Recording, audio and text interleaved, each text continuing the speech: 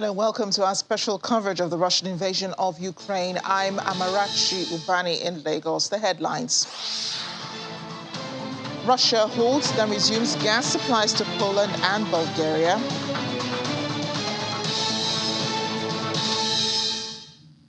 President Putin expresses hope of fruitful talks with Ukraine once territorial issues settled.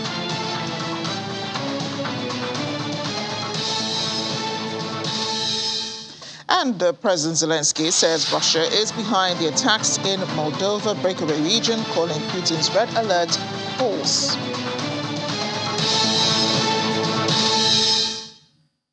Thanks for staying with us. We begin this morning with reports that Russian gas supply to Poland have resumed after they were halted early this morning. At one point this morning, physical gas flow along the Yamal-Europe pipeline from Belarus into Poland had temporarily dropped to zero.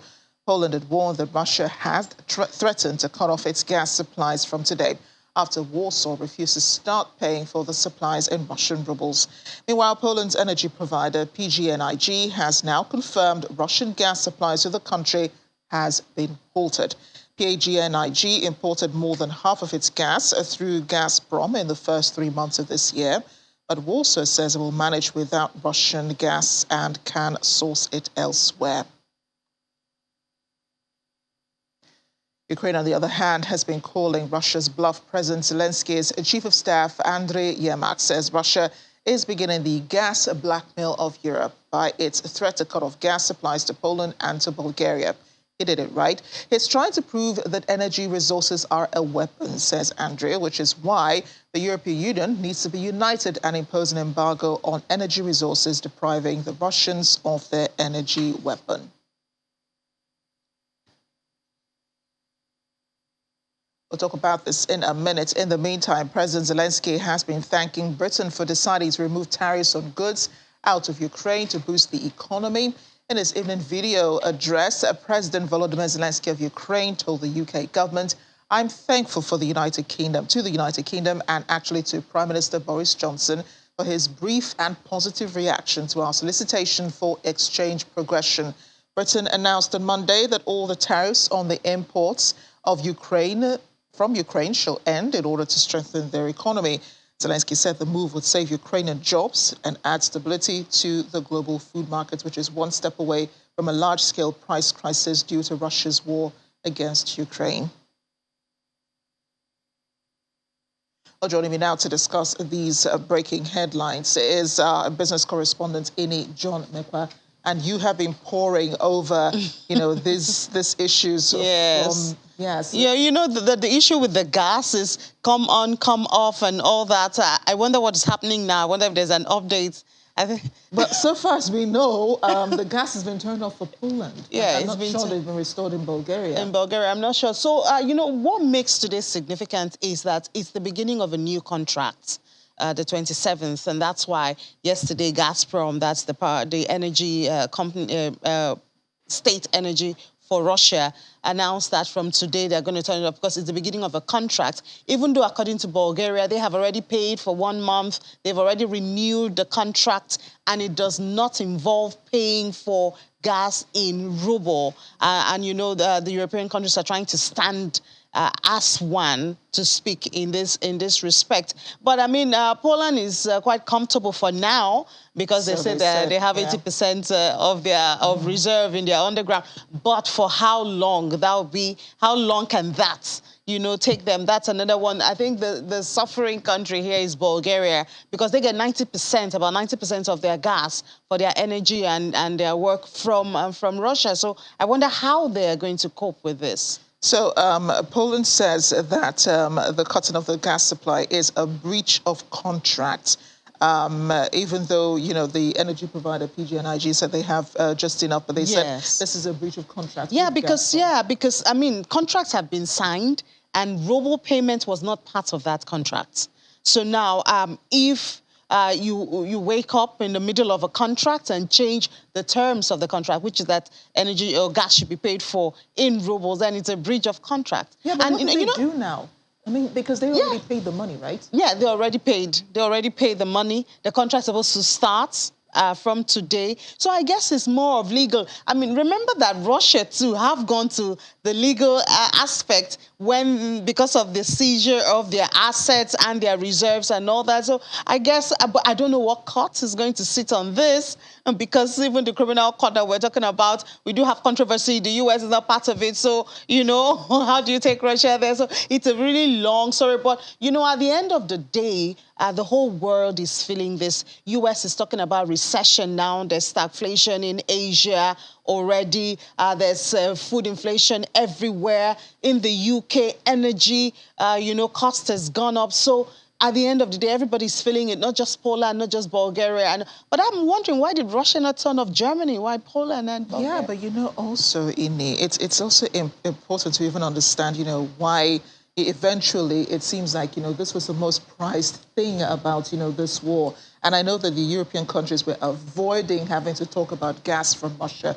They were trying as much as possible, yes, impose sanctions, but, try not to anger the Russian president so much as to have him cut off gas supply, because they still haven't figured out their own gas situation yet. Yes. Well, they've been trying, They're talking to the UAE. They're trying to get Saudi Arabia and all of that to be alternative to this. And, I mean, even in Germany, they're planning to cut off by the end of the year, if they can, So they're looking for alternative. But, I mean, it's really risky to cut off the source of energy, a source of power. Even in Germany, I think they have a special committee that's supposed to help them. So if it gets to a level, the governments would be the one to control the gas usage, energy usage, and only give it to important usages, maybe households, and then emergency work, medicals and things like that. So it will be curtailed, so if you're living there, you don't just have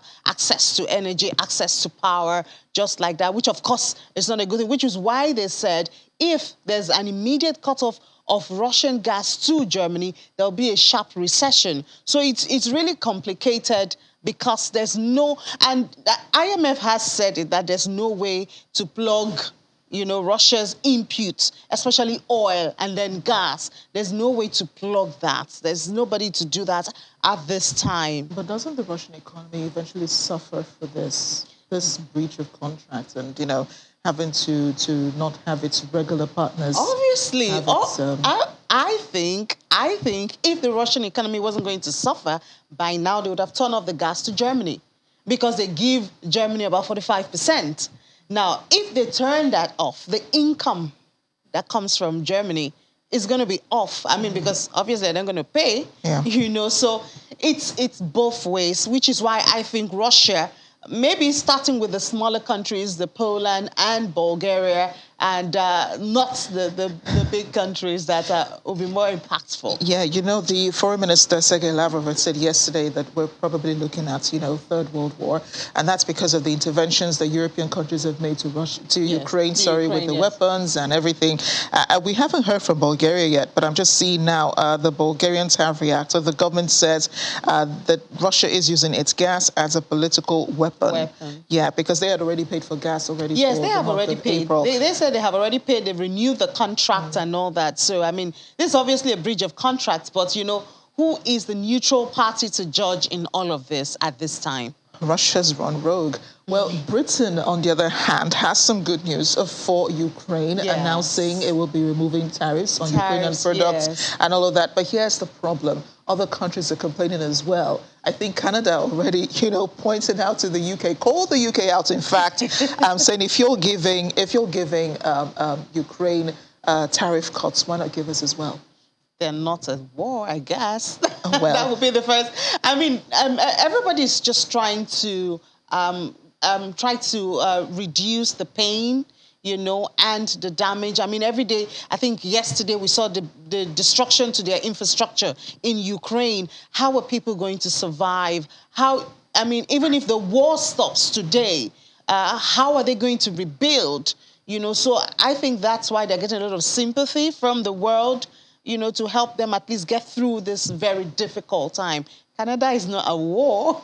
Canada is not at war. In fact, Canada is getting some attention now because wheat comes from Canada. They also have Canada. So at this time, when you don't have wheat coming from Russia and Ukraine, you have some countries turning to Australia, to Canada. So they're even making more money now. And wheat the price is up. It's surged. Yeah, but the pressure is what we're talking about. It's the pressure, I think, that actually makes it. Yeah, the pressure is everywhere, even in Nigeria.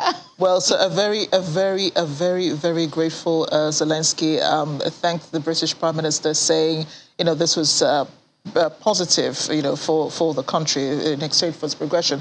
But I'm glad you point out the infrastructure, because 3 days ago, as you rightly mentioned, the Russians attacked 4 railway stations, right? Three railway tracks, destroying them. The importance of this is that supplies will not get to Ukrainians, neither will the military weaponry that other countries are sending. They won't get to those at the forefront. That's a major problem. Yes. But also that, even though Ukraine hasn't had much crop production this year because of the war, getting what they already have out will even be more difficult. More difficult, and don't forget that the Black Sea is also blocked. They can't get grains out and all that. So it's very tight at this time, and it's not just for the 2 countries; it's for the world. Wow, Ini, a lot is going on, and this just blows up the new dimension that this war has taken. Yes. Russia's and it would be really nice to follow up on and see if Russia is ready to lose its revenue from oil and gas. Well, they're still selling oil at a very discount rate, to countries like India and all of that. But to see if they are ready to lose that income from gas, which is a major one for them, that sustains the economy, especially at this time when you have sanctions, from everywhere, and some corporates just voluntarily cutting off ties. But is the Russian economy still doing as great as it was? I think I've asked you this question before. Yeah, well, we talked about it yesterday, remember? So it looks good at this time. But we talk about sustainability because it seems like a lot of the buffer, a lot of the strength now, it's coming from the government. So the government is creating jobs. So the government is holding up the value of the currency. So the government is dealing with aviation. These things are supposed to be handled by the private sector. Most of them are Western companies that have left the country or have stopped doing business. You have the aviation sector. You don't have the input, the maintenance, the parts. So the government that's the Russian government itself, is handling everything now. So what World Bank and IMF are saying is, for how long can they hold? But for now, of course, the ruble is back and the economy seems to be doing well. But it's just for how long? That's the question. Yeah, and who wants to do all of their economic dealings with Russia? It's still a small market at the end of the day, isn't it? It's still a global world. No, I mean the Russian market is still a small one. It's what I'm trying to say. Ini, thank you for joining me. Reaching out to you, of course, for the updates. And look forward to seeing you again at 10. When you come up with a business morning and all the issues you'll be talking about. Thank you again for joining me this morning. Thank you for having me. And so this morning, still, local governor of Kursk in Russia says the country's air defense systems were triggered overnight in the region, but no damage has been reported as yet. He said he was woken up at around 3:35 by the sound of an explosion, and preliminary reports indicate an ammunition depot was on fire in a rural settlement. Multiple explosions were also heard in the Russian city of Belgorod, about 40 kilometers north of the Ukrainian border. Again, regional governor Vyacheslav Gladkov said he was woken at around 3:35 today by the sound of the explosions. He said that while drafting his social media post, he heard another 3 loud booms. He later said preliminary reports indicate that an ammunition depot was on fire in a rural settlement, and no casualties and civilian population had been reported. Well, we've been following the UN Secretary General Antonio Guterres' trip through Turkey, Russia, and his on to Ukraine tomorrow. But yesterday, he met with the Russian Foreign Minister Sergei Lavrov and then President Vladimir Putin.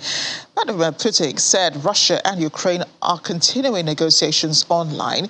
During a meeting with him, President Putin said he hoped the talks would yield a positive result, but he also warned that security agreements would not be signed off until territorial issues are resolved relating to the Crimea Peninsula, which Russia annexed from Ukraine in 2014, and the Donbas People's Republics, whose independence Moscow recognized days before its special military operation began in eastern Ukraine on February 24 this year. President Putin also agreed in principle to UN and International Committee for the Red Cross involvement in the evacuation of civilians from Azovstal plant in Ukraine's Mariupol.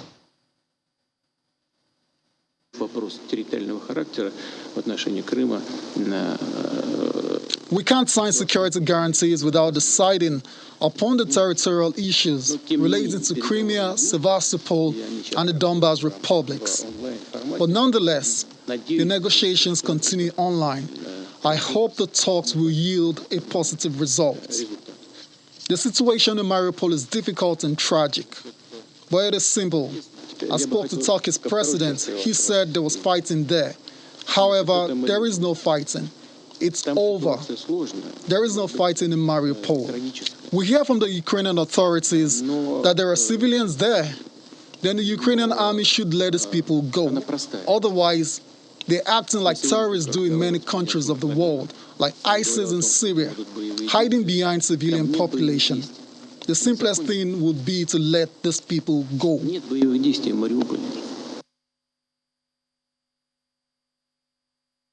Joining me now is former Permanent Secretary at the Ministry of Foreign Affairs, Ambassador Joe Keshi. Thank you for joining me on the program this morning.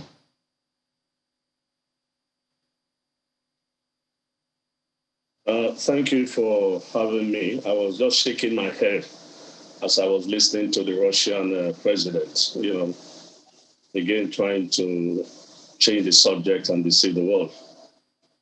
Yeah, but what do you make of what he said, though? I mean, he's putting all the blame on Ukraine here, but he's the one who has his military troops in Ukraine destroying cities and causing casualties and destruction to lives and property. Does he stand a chance? I mean, is he exonerated by what he's saying, accusing Ukraine of not being sincere and so on? First, let me just comment on the visit of the Secretary General, if you don't mind. I don't know, can you hear me? Yes, I can. Go on. Good. I think the visit of the Secretary General is rather too late and too little, in the sense that I thought that when the Russians began to amass troops at the border of Ukraine, that's when the UN should have gone in and see mobilizing world opinion to help save the situation. But now that the war has started and we are about to enter the third month of this war, I think it's very clear that from the beginning, the Russians or Putin had his own objectives clearly spelled out, and I think daily it's becoming clear what he wants to do. Look, he told his Secretary General that there are these territorial issues, and I've been wondering why people find it to understand the so-called territorial issue. You are occupying the Donbas region. Just before you went into war, you signed a document recognizing them as independent states. Your troops are in the Donbas region, and then you launched a war. You are occupying Crimea, and you are saying you want Crimea back. I don't understand the whole, mentality of this. It just shows you that Putin has other ideas.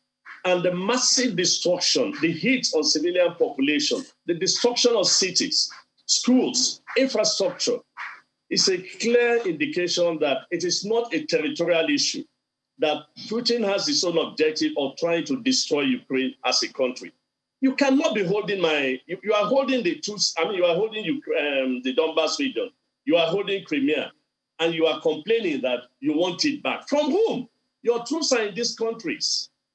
So I just think that this is unfortunate for Ukraine, and I feel sorry listening to Putin. I feel sorry for the Ukrainians, because this man is definitely going to destroy the whole of Ukraine. He has no sympathy he has no qualms about doing that as of today, but we wait to see what happens. Yeah, and I just want to say, Ambassador, I hear you, and we'd like to continue this conversation because we have to take a break now. When we come back, more on the situation in Ukraine, as well as a visit by the UN Secretary General Antonio Guterres to Russia. Also, the US State Department criticizing Russia's talk of nuclear escalation. Stay with us.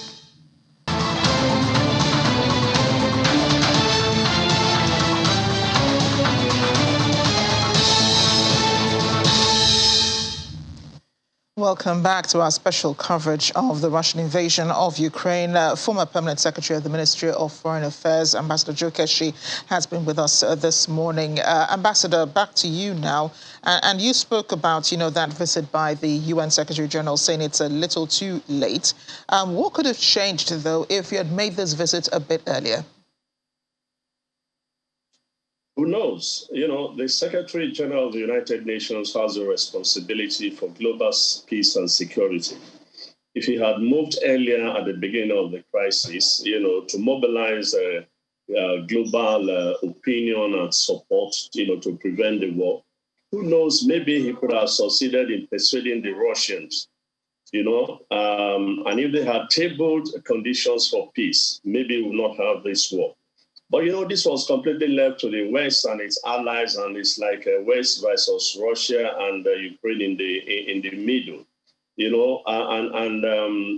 and this is why I think that the visit, you can see that for the Russians, it turned out to be a very good avenue to, again, restate their case, their desire for territories, which for me is not really the issue now, because again, I repeat what I said before. You are holding the territories and you're asking for the territories. It doesn't really make sense.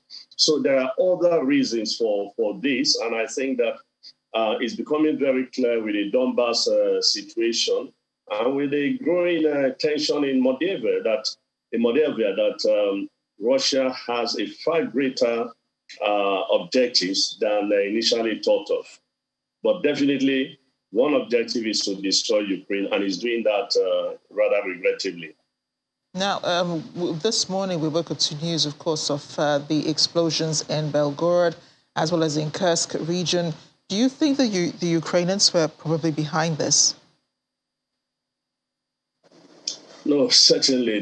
Look, the Ukrainians are too busy trying to defend themselves. They are too busy trying to survive. They have no reason to go open another war front. They absolutely have no reason to do that. And it doesn't really make sense when you look at the geography of the whole place. Look, the Russians want to open a corridor to that territory that I think they're occupying somewhere in between Moldova and Ukraine. And this is the whole reason why they are now focusing on the Donbass area and Mariupol, and the seaport. Once they take off that, and they completely cut off Ukraine from the sea, and that's just their objective. And then they now have a larger territory that they would have annexed rather than just the Donbass area. I know that the European Union had tried to avoid, with all of the thousands of sanctions imposed on Russia, had avoided touching Russian gas and Russian oil.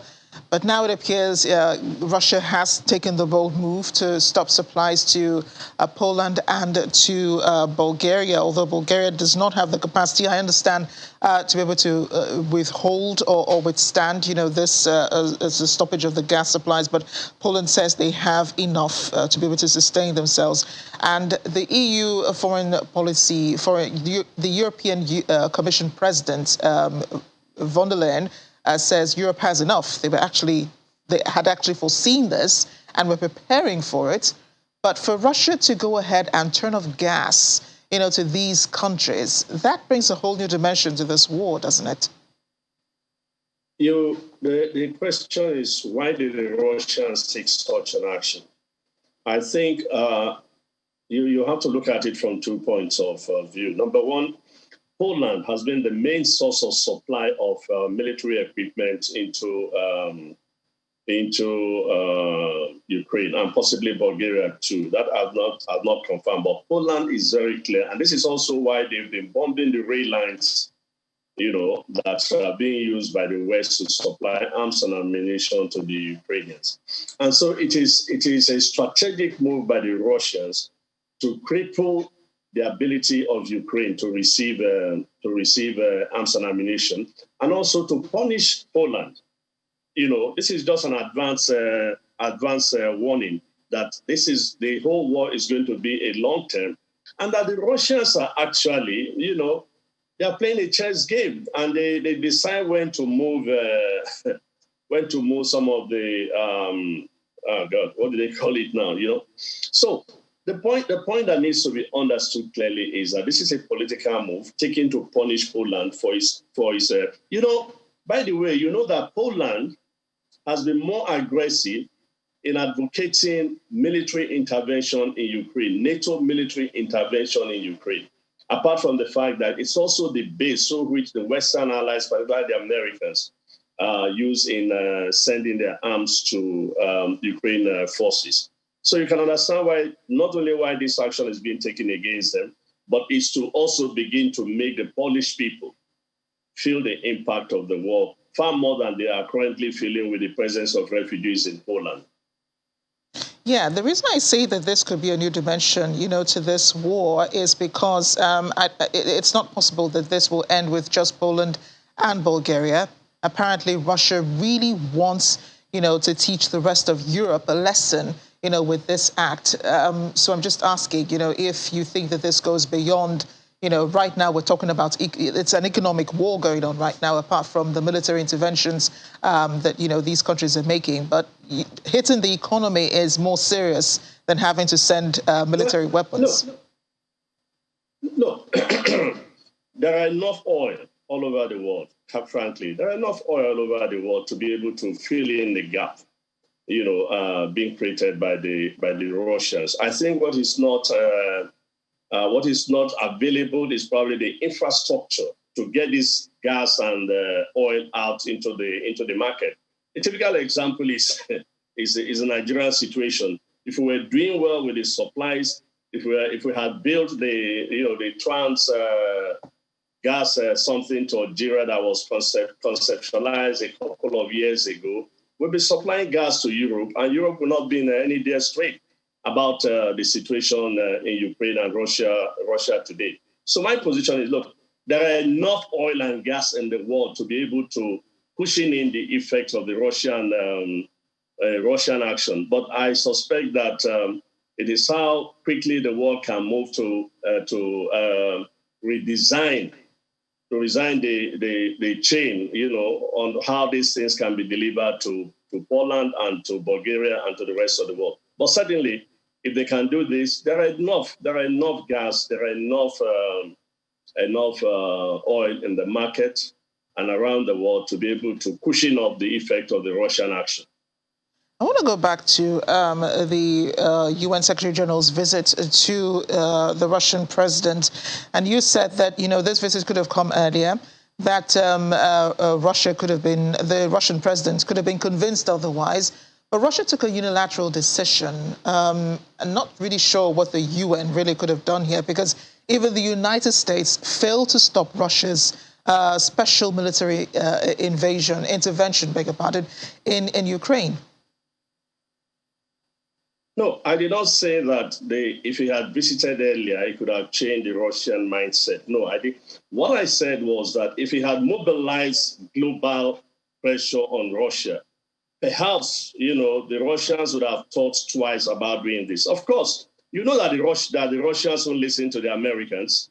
Certainly that they won't listen to the Americans. So they needed a neutral body like the United Nations to be in the forefront, championing global peace and security. Not just one visit, but as he's doing now, this is what he should have gone round, trying to mobilize people to see how they talk to the Russians, talk to the Europeans, talk to the Ukrainians and everybody, and offering possible ideas on how to resolve the crisis before the military action began. with the military action and Putin sensing victory in a number of ways, certainly, as you saw, look at the picture again that you showed of Putin. He's looking very confident, and I'm sure that victory will soon be his, and he will celebrate on the 6th or 7th of May, when the Russians normally have a grand celebration on the Second World War.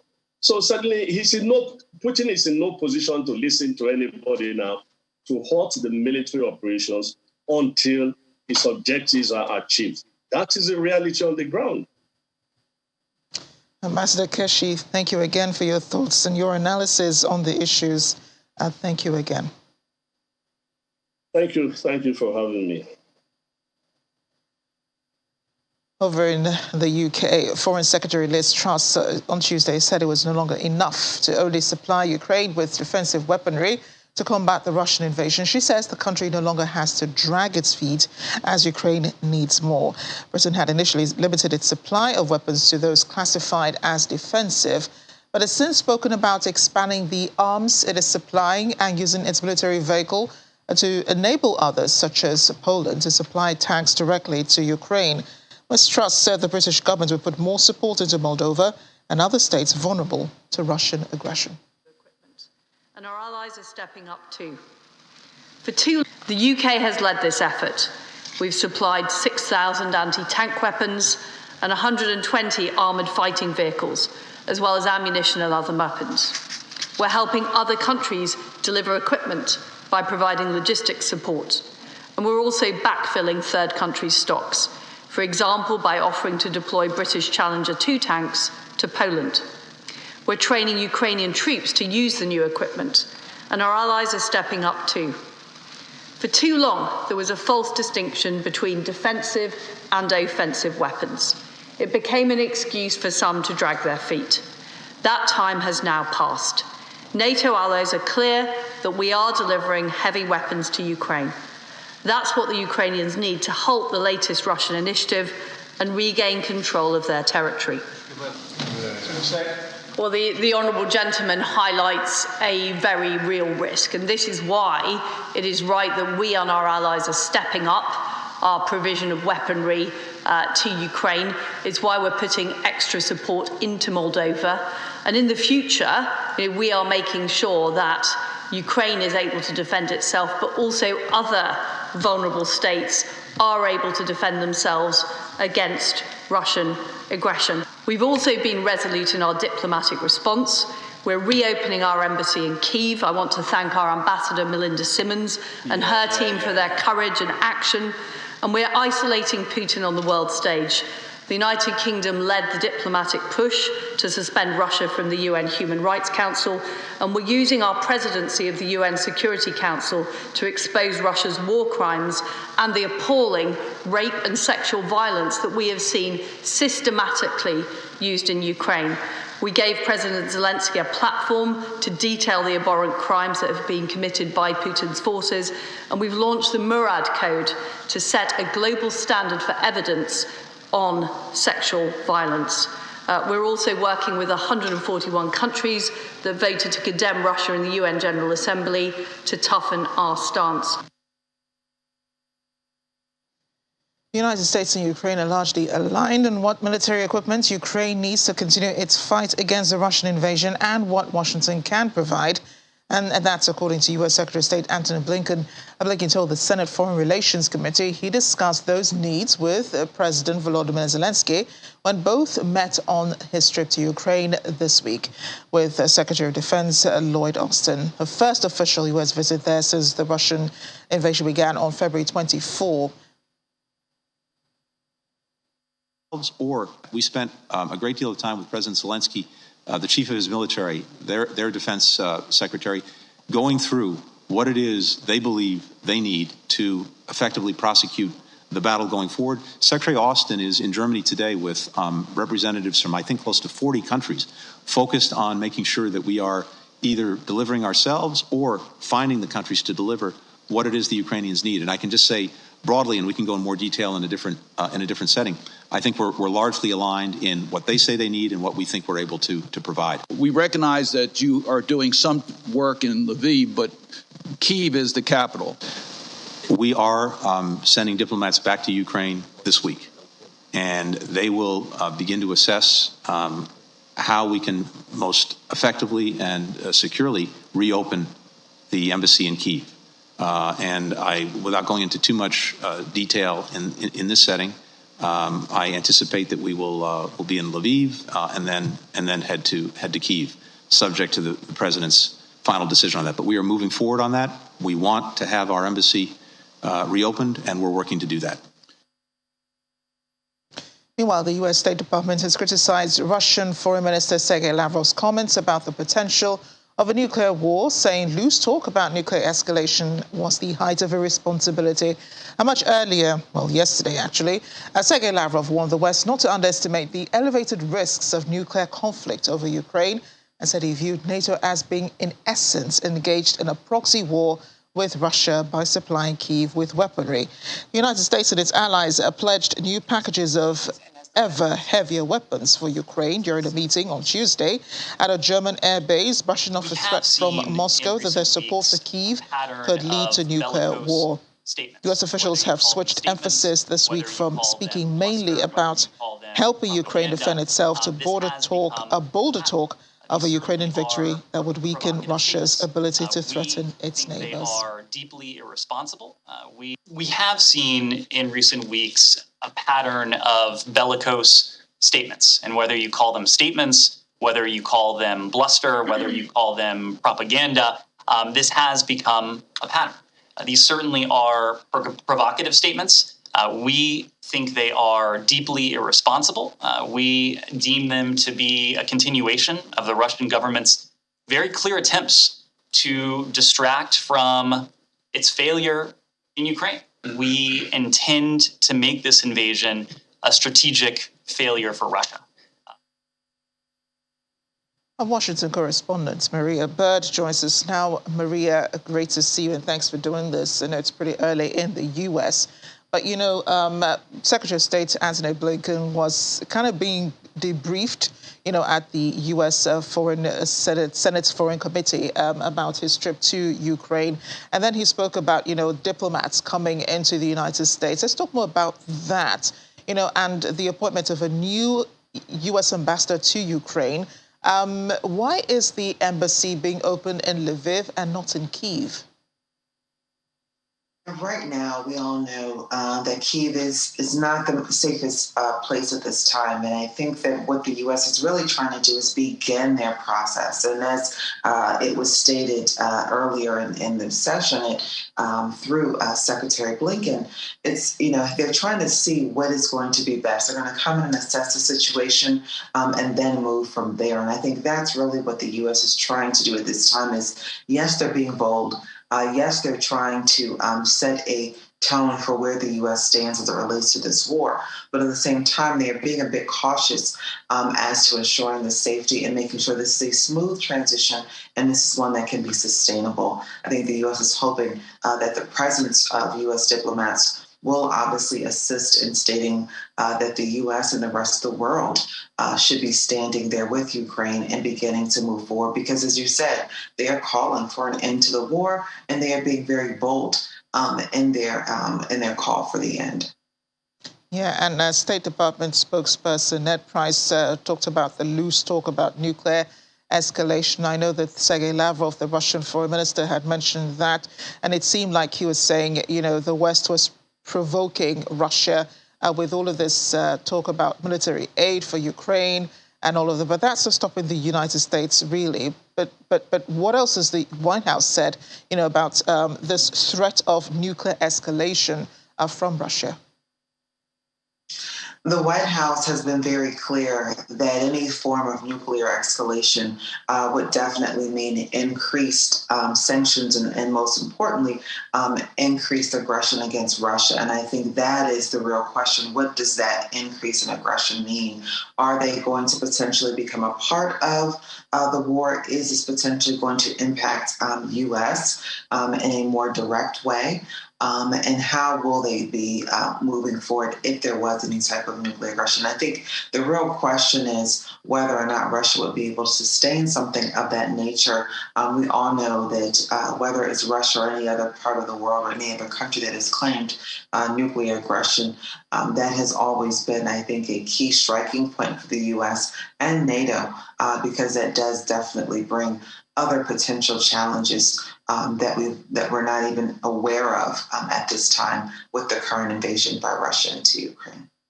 I know the U.S. government officials are watching closely the UN Secretary General's visit to Russia, especially that meeting he had with the Russian President Vladimir Putin.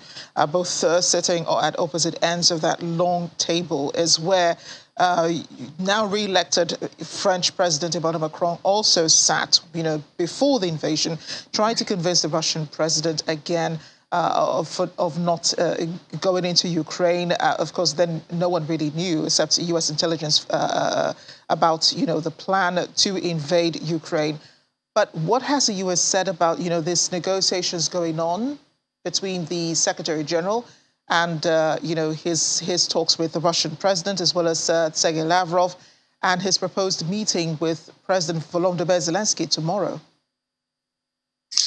Security is the number one concern, and I think the hope is that this conversation and this meeting will put some sort of a security around what the potential escalation could mean. The U.S. was very clear as they began their talks and they came to Ukraine. I think they're showing where their support lies. It is clear that the UN Secretary General will be coming to Ukraine later on in the week, and to try to assist Ukraine in that and how they can move forward. And so I think that the hope is that this meeting predating or in front of the meeting that will happen with President Zelensky in Ukraine will be able to at least temper some of the efforts by Russia, will potentially allow for the UN Secretary General to come into Ukraine and be able to provide some sort of assistance and maybe some sort of a mediating what could be potentially an end to this. But as many have said before, there are no signs that there will be any quick end to this. And so the question is, what are the strategies being put in place to try to put Russia in a place where they are going to be forced to put an end to the war? As we know, there's a lot of conversation. The U.S. has been touting the fact that Ukraine is doing well, that Ukraine will be winning the war and is winning the war. We know that NATO allies are saying that same message. And so is that going to be enough, along with some of the additional military aid and some of the sanctions and some of the pressure against Russia? Will that be enough to put them in a position, and obviously where they stand economically, to be able to put an end to the war? I know it's pretty early in the day, Maria, but just wondering if government officials have also reacted to Russia stopping gas supplies to Poland and to Bulgaria. That is going to clearly, as you said, it's pretty early in the day. We probably in the next 2 hours or so will be able to hear more in regards to that. But we know that the U.S. has been prepared. The U.S. has discussed, obviously, some of those potential challenges that would exist, which is why we know that across the world, and NATO has been discussing oil and how the gas would be able to, if something like this was to occur, how the rest of the world will be able to come together to be able to support those efforts. So I know there are strategies likely in place to address that. And they will, as we know, the U.S. has already looked at ways in going into reserves. And we also know that other NATO allies have looked at ways to address potential challenges. So we can expect to see communication coming out in a few hours or so as to how the U.S. plans to support that. And obviously they will again come out very strong against Russia in that area. Maria, thanks again for speaking with us, and we'll look to you for the updates eventually. Well, coming up on the program still, every day you see the president, but in a time of war, this is a usual sight in Ukraine. President Volodymyr Zelensky giving presents to injured children at a hospital in Kyiv. Stay with us.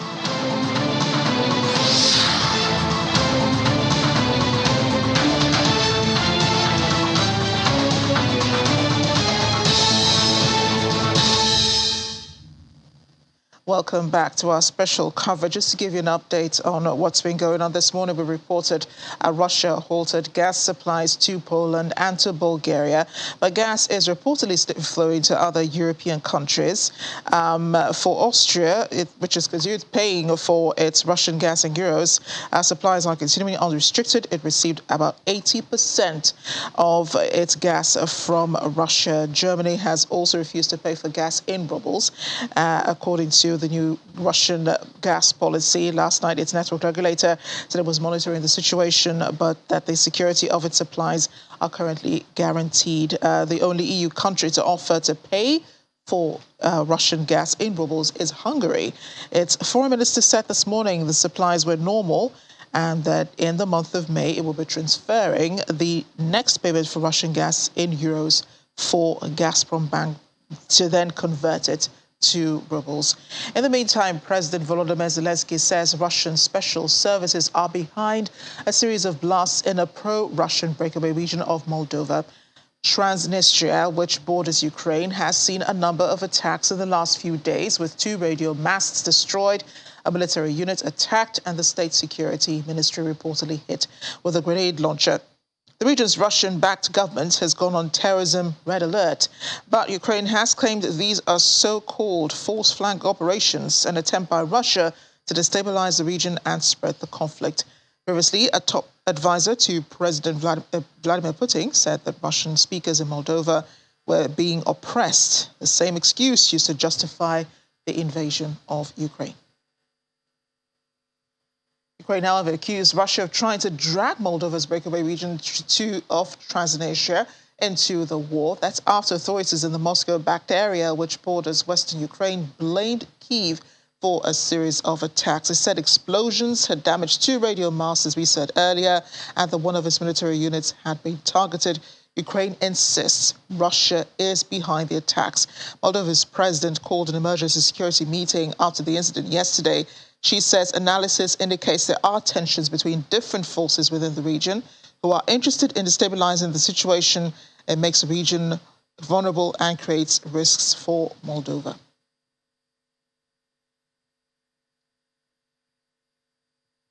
So no one's currently safe in Ukraine, not even farmers.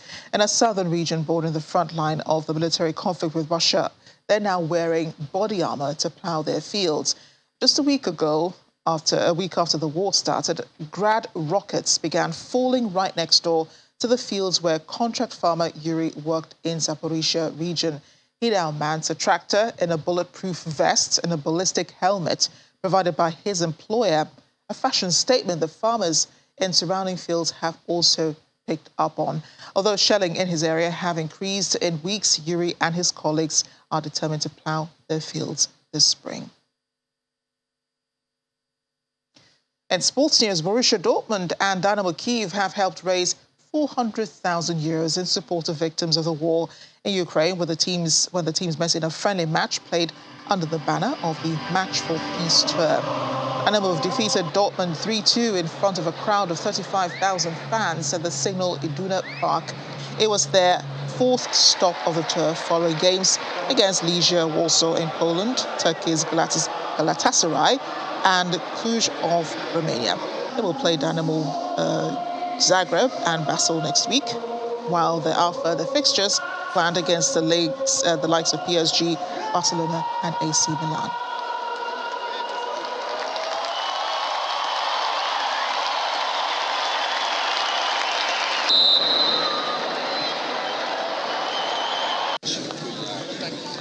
Wimbledon says it has been left with no viable alternative but to ban Russian and Belarusian players from this year's championship. The All England club made the announcement last week, ruling out US Open champion Daniil Medvedev, Andrei Rublev and Arina Sabalenka from featuring at the Grand Slam.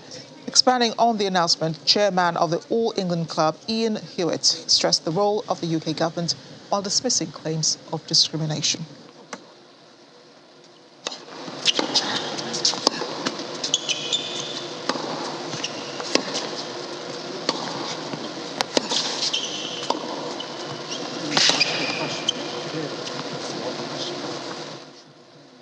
We've been also made to understand sometimes it's for their own protection.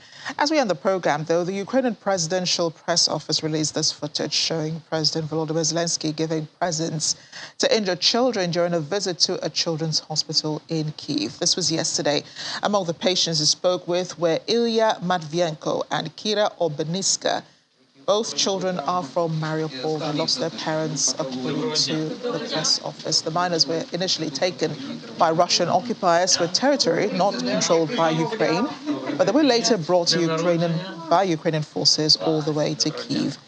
President Zelensky was joined by Ukraine's Deputy Prime Minister Irina Vereshchuk during the visit. Ну що тут? Золото, бриллианти? Майже. Ну, золото, бриллианти, ну, все. Зараз ми його перев'язали, стан задовільний, будемо відновити. The children are very happy to see their president. Thanks for watching. I'm Amarachi Ubani.